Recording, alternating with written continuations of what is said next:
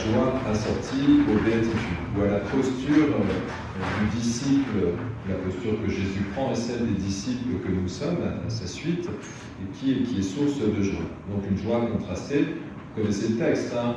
À la fois on l'a souvent pour les célébrations d'obsèques, parce que c'est le premier texte qui est proposé, parce que ça rejoint à peu près la vie de tout le monde. Et puis en même temps, c'est aussi on a ce texte pour la solennité de Toussaint. Voilà. Donc la sainteté, hein, ça a été dit, hein. Vous savez, je le dis souvent, c'est grâce à Dieu que vous êtes dans le Christ Jésus, donc c'est l'enfant de la crèche, hein, qui nous rappelle notre filiation. C'est important, hein, de toujours actualiser la parole. Hein, voilà. Vous vous souvenez, hein, nous ne sommes pas uniquement dans une histoire religieuse, nous sommes dans une actualisation, une parole qui aujourd'hui se donne. Donc dans le Christ Jésus, dans le Christ, hein, dans cette filiation depuis notre baptême, nous recevons la sagesse venant de Dieu, la justice, la sanctification et la rédemption. Donc la sainteté, c'est un don que Dieu nous fait. Voilà. Nous sommes appelés à entrer dans la solennité de tous les saints et dans la vie bienheureuse en Dieu à travers le fait que Dieu nous justifie. Et c'est la boucle habituelle, hein. Puisqu'il s'agit les textes mettent en valeur l'humilité aujourd'hui. L'humilité, je le redis, hein, Jésus est doux et humble de cœur. Il est dans les béatitudes, hein, évidemment. Ça, c'est lorsqu'il exulte dans l'Esprit Saint, parce que son Père l'a visité, lui a donné l'Esprit sans compter, et il dit ce que tu as caché aux sages et aux savants. C'est le pendant de la lecture de la deuxième lecture. Hein. Ce que tu as caché aux sages et aux savants, tu l'as révélé aux tout petits. Oui, Père, nul ne connaît le Fils sinon le Père, nul ne connaît le Père sinon le Fils, et celui à qui le Fils veut le révéler. Nul ne connaît Dieu sans être dans sa filiation. C'est pour ça qu'on va à la messe, hein. C'est pour actualiser notre relation filiale avec le Père. Et donc notre relation fraternelle les uns avec les autres. Bon, et l'humilité, je vous le redis, hein, Dieu est créateur, nous sommes création dans la création et créature, donc nous sommes ensemencés par le donateur de toute vie. Alors c'est ce qui fait le côté féminin de la création. Cette semaine, nous avions la parabole du semeur. Le semeur est sorti pour semer. Et vous savez bien qu'il sème dans l'humus de la terre, l'humilité, c'est le même mot. Hein. Et donc cette terre, elle est appelée à une fécondité. Puis après, on sait, il y a les obstacles, les ronces, etc. On connaît la parabole du semeur. Mais vous voyez bien, nous, on est toujours dans cet accueil que nous actualisons chaque dimanche, un peu plus selon les besoins. Et puis cet accueil nous permet de prendre soin de cette filiation et de cette semence divine qui nous est confiée. Donc la terre est appelée à porter du fruit en abondance. Bon, alors, seulement en humilité, pour que nous puissions comprendre, voilà, que c'est plutôt une vertu, et que c'est bien si nous pouvons la mettre en œuvre un peu, ou au moins reconnaître nos orgueils parfois. Ce qui est sûr, c'est que si nous sommes dans l'humilité pour entrer dans l'alliance, c'est que Dieu l'est aussi. Et donc, je rappelle ce que je vous ai dit à Noël peut-être, que Dieu n'est pas le Père Noël, justement, et que s'il nous donne la vie, il nous donne à travers une humilité. Dieu est humble, c'est ce qui le caractérise. Pourquoi ? Parce qu'il a créé à partir de rien, ex nihilo, on dit en latin. Créé à partir de rien, ça veut dire en d'autres termes, d'ailleurs c'est le nom de Abel dans la Bible. Abel en hébreu, si vous traduisez, c'est le souffle, celui qui n'a pas de consistance, celui qui n'est pas grand-chose, un peu en écho de lecture de ce dimanche. Et puis à l'inverse, vous avez son frère Caïn qui le tue, parce qu'il a un peu plus de consistance. Bon, vous savez, c'est une dichotomie habituelle de la Bible. Hein. Vous prenez par exemple Jacob, bon, lui il use un peu, mais pour avoir l'héritage, là, enfin par sa maman, mais enfin en même temps, il est plutôt l'homme effacé de la fratrie. Et son frère, comment il s'appelle son frère ? Esaü, c'est plutôt le conquérant, le chasseur. Je ne suis pas en train de faire de vie de société. Hein. C'est plutôt celui qui est moins disponible, moins humble au nom de Dieu, et qui compte davantage sur ses forces, sur sa sagesse personnelle.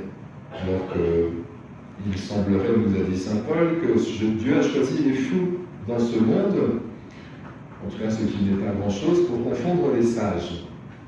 ce que tu as caché aux sages et aux savants, tu m'as révélé au tout petit. Donc si Jésus est tout petit, son Père l'est aussi, et la toute-puissance de Dieu, écoutez, remettons-la dans sa vraie perspective, c'est sa grande force, où la grande puissance de Dieu réside dans sa faiblesse. Nous avons un crucifié quand même, à méditer. Voilà, c'est notre signe chrétien, la croix. Tout ça nous redit sans cesse que nous sommes invités à recevoir ce que seul Dieu peut nous accorder dans nos difficultés humaines et nos impossibles humains, et heureux, bien heureux, ceux qui pleurent. Mais oui, parce que si nous sommes... J'avais des obsèques, je ne sais plus, cette semaine, je ne sais plus le jour, pour André. Donc c'était à Saint-Clément, André Rosan. Et de fait, ils ont choisi le texte où Jésus pleure devant son ami Lazare au tombeau. Voilà. Parce qu'il est touché par ses deux sœurs qui lui disent « Mais si tu avais été là, mon frère ne serait pas mort. » Jésus pleure. Vous voyez, c'est ça l'humilité. C'est-à-dire qu'il est éprouvé, il ressent la tristesse de ceux qui l'entourent, et sa propre tristesse, c'était son ami tout de même, et immédiatement, il adresse sa tristesse au Père, et il lui dit « Père, tu m'exauces toujours. » Et Lazare sort du tombeau. « Déliez-le, dit Jésus. » Mais c'est ce que vous avez eu dans le psaume, le Seigneur délie les enchaînés. Nous sommes coincés par toutes sortes d'orgueil peut-être, ou en tout cas de limites humaines, et c'est bien Dieu qui nous délie. C'est lui qui nous ouvre les yeux, parce que nous sommes aveugles de naissance. C'est tout le psaume. Alors, je vous refais mon petit discours habituel. Donc, il protège l'étranger, mais nous sommes pèlerins, chers amis ici-bas. Le Fils de l'homme n'a pas endroit où reposer sa tête. Bon, une maison, et on est inséré dans une famille et une communauté. Oui, mais aujourd'hui est un jour nouveau, et demain aussi. C'est ainsi que Dieu le veut. Quelles que soient nos activités quotidiennes, nous essayons de les vivre avec foi. Et ça veut dire que nous acceptons qu'un chemin nous soit montré au fil de nos décisions et de nos orientations. C'est ça la beauté et la liberté des enfants de Dieu. C'est que nous faisons confiance dans une relation en celui qui peut nous conduire dans la bonne direction. Et c'est important. Il soutient l'aveugle et l'orphelin. Et vous savez, je vous l'ai déjà dit, bien sûr qu'il soutient l'aveugle. Oui, très bien, si vous voulez, on peut parler des pauvretés de ce monde. C'est pas faux. Dieu est près des pauvres, puisqu'il rejoint l'humble ou l'humilié. Mais enfin, c'est aussi cette pauvreté qui nous caractérise, parce que la veuve, c'est celle qui est sans époux. Donc Dieu, puisqu'il est époux, rejoint l'épouse que nous sommes et qui pourrait être en veuvage si nous n'étions pas dans l'alliance. C'est une lecture, mais pourquoi pas? Et l'orphelin, c'est celui qui n'a pas de père ou de mère, si vous préférez. Mais c'est aussi la manière avec laquelle Dieu nous rejoint si nous ne le reconnaissons pas dans notre filiation. Vous voyez, il y a toujours un niveau différent de comprendre l'Écriture. Et ce qui est important, et je vous le dis, parce que je l'ai lu depuis un moment, mais ce qui est important, c'est que vous compreniez que cette parole, elle est pour chacun d'entre nous. Et oui, sinon, la parole de Dieu n'est plus ensemencée aujourd'hui.